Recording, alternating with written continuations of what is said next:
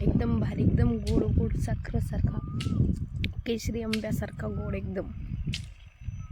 इकत जरी आपण आंबे घेतले ना केशरी, त्याला ही चव नाही जी ही गावरान आंब्याला चव आहे. इतके भारी आणि गोड गोड आहेत ना. 10-15 आम्हाला भेटले पाड आंबे.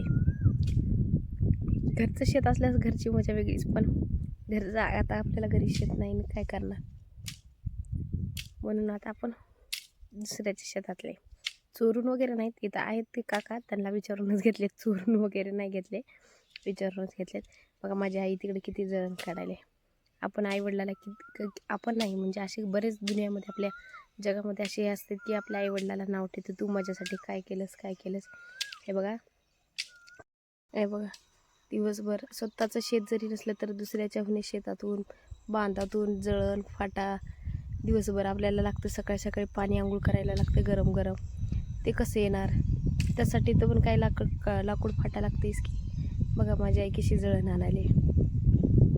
मी इथं बसले कारण का माझी तब्येत ठीक नाही, 2-4 दिवस झाला. माझा आवाज पण असं बसल्यासारखं आहे, त्याच्यामुळे मला मी जात होते पण आई मला येऊ दिली नाही, म्हणून मी इथं बसल्या.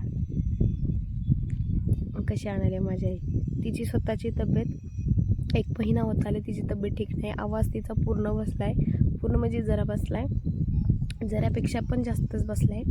आणि खोकला पण आहे, तिचा राहत नाही. ताप तर तिच्या दररोज अंगात आहे, तरी पण दवाखान्यामध्ये चल म्हणलं तर दवाखान्यामध्ये जात नाही.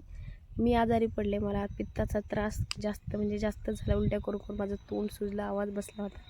तिने मला लगेच दवाखान्यात नेलं, पण तिची तब्येत 1 महिना झालं खराब आहे, तरी पण तिनं दवाखान्यात स्वतःला दाखवून गेले. माझ्यासाठी हे असतं आईचं प्रेम.